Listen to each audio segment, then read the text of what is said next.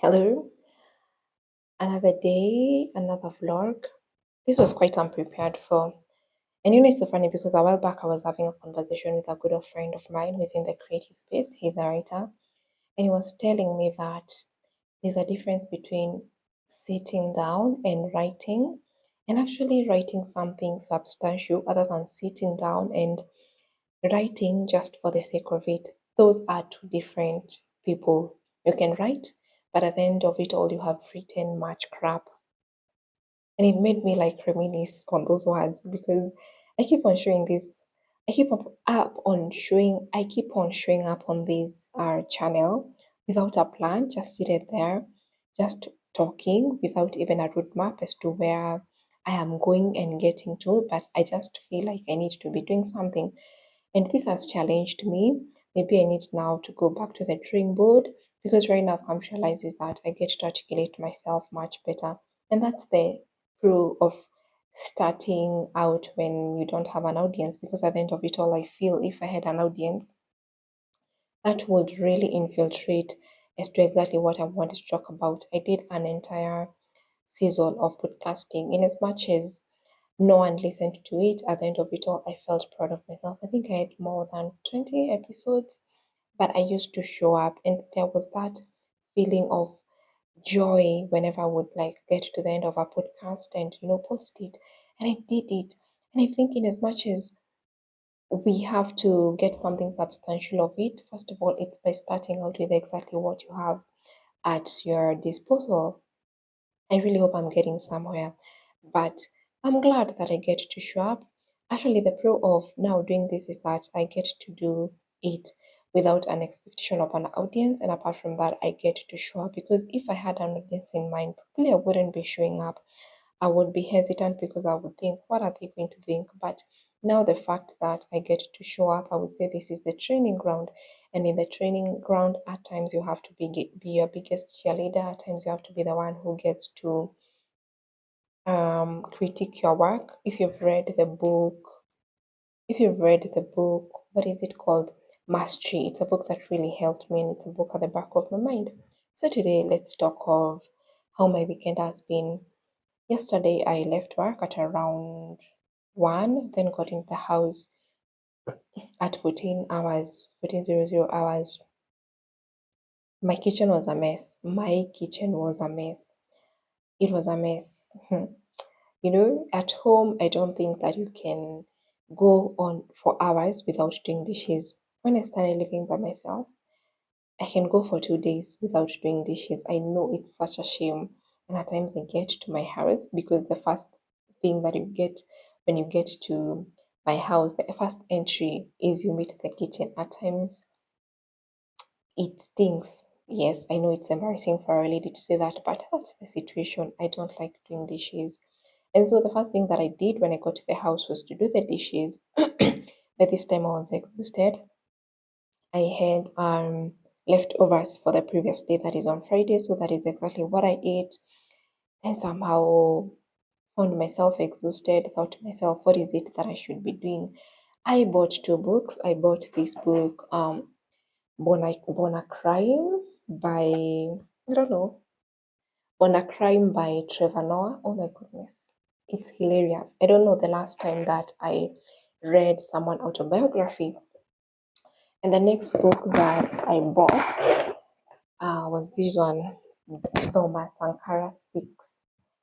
I first knew about Thomas Sankara back in 2019 in a Tanzanian YouTube channel where they were talking about African heroes or men who have played a part in the liberation of Africans from the hand of colonialism.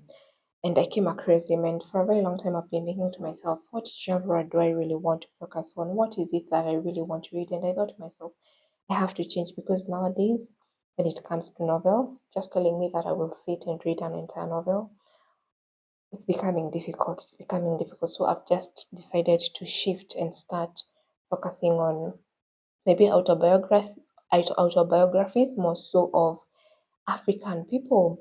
And so those are the books that now I'm currently reading. However, today on a Sunday, I have been reading the one for Bona Crime by Trevor Noah. Such an intriguing story. I have laughed. I have laughed. So there's this part where he says he hates second-hand cars because second-hand cars reminds him of his past. It reminds him that his mother married, got married to a mechanic because of the second-hand car. It talks of how the second-hand car couldn't get them to the destination without experiencing any hitches. It was quite a hilarious part of the book.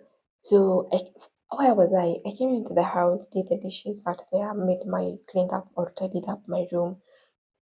My bedroom was still a mess, and it's still a mess, but I really didn't have that thing in me to start arranging. So the next thing that I knew, I felt exhausted. My week has been quite long. The next thing that I knew, I was in bed. I slept at around three something. I was supposed to go to church, but I was like, hey, the spirit is willing, but the flesh ain't willing. So I laid in my bed, woke up around 6. You ought to know that currently I'm experiencing some stomach discomfort, and by this time I was kind of starting to experience some hunger pangs because the leftovers wasn't enough to satisfy me. So I went and boiled maize, did some corns, and yeah, that was what I ate as I continued to read. Yesterday I was just reading this book, and he was a man who lived a very short life, but it was quite impactful. Now, there is a phrase that it says, you will kill the messenger, but the message doesn't die. He was a man at the forefront fighting for the African people more. So was it in Burkina Faso Revolution? Burkina Faso Revolution. He was a man who incorporated all the people of his country to go to war in order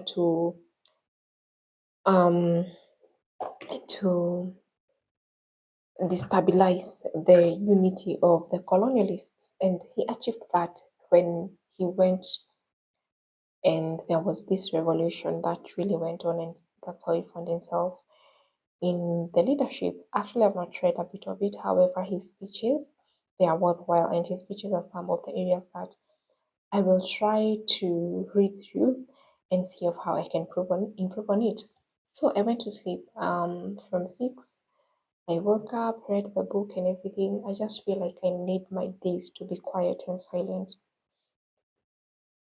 As I said, I'm experiencing some stomach upset. Woke up today, just took tea without milk because now I'm trying to listen to my body. I'm trying to listen to my stomach.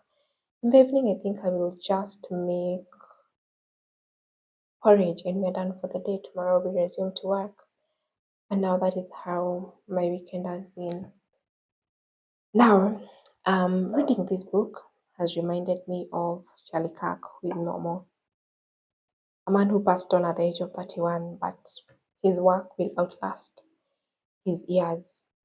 His his speeches are all over the place. They will be read and reread down in the books of history. About I remember when he passed on. Actually, I really have social media. I saw on this day I had Instagram Lite. I decided, hey, Ebu, now let me visit social media because right now I don't have work on my desk.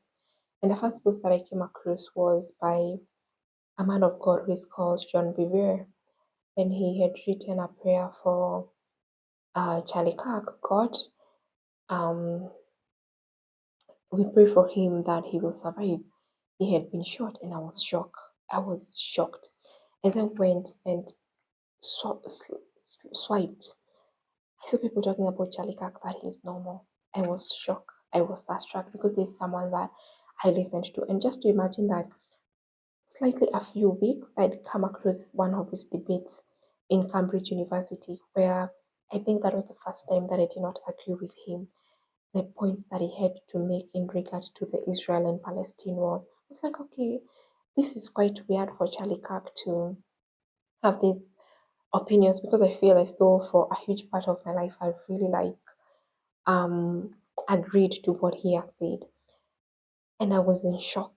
I was shook. I couldn't believe that it wasn't normal.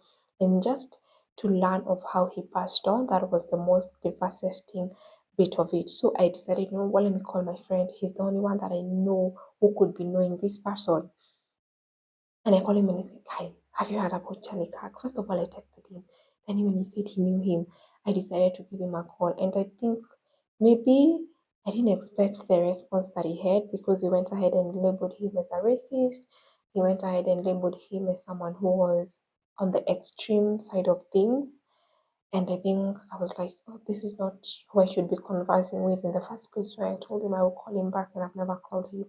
Anyone who thinks that someone deserves death because of their belief system, there's something wrong with them, because we have a choice. We have a choice.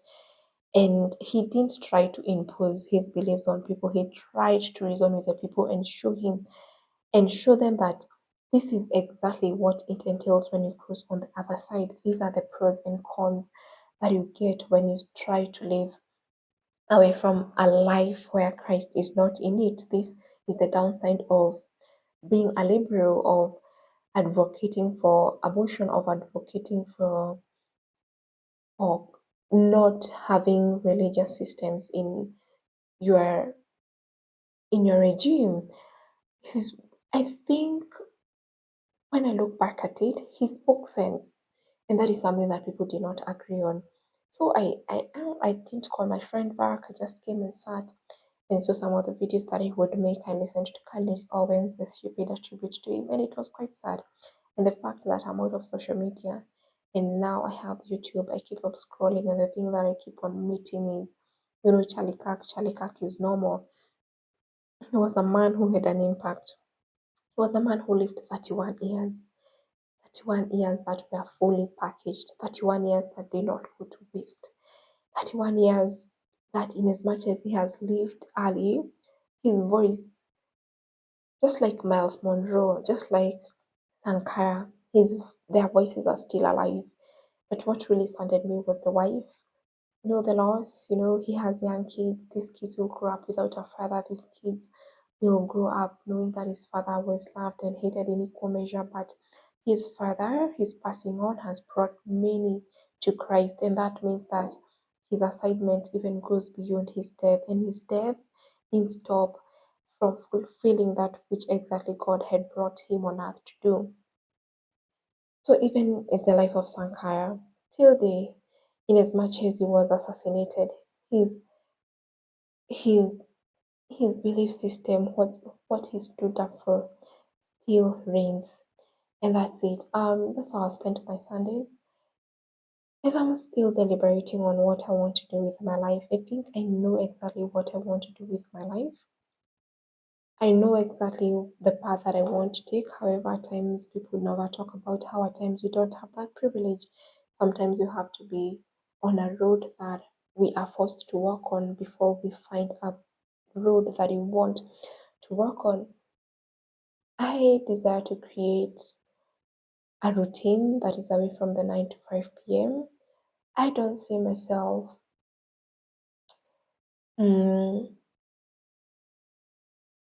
if I find myself in the corporate space, I see myself having a flexible working schedule, not the 9 to 5 where I'm confined. I desire to do much more with my life, and I think I want a life that is not income driven but impact driven. I want to create an impact. And where I would create an impact, that's where the question is. That is where the question is. And this is why I'm praying to God to give me, or rather let me know about my purpose. Yes. I know this is short. I don't know what, or rather I believe I should have made something that was quite impactful, but that's it. We thank God. We thank God. And yeah, bye.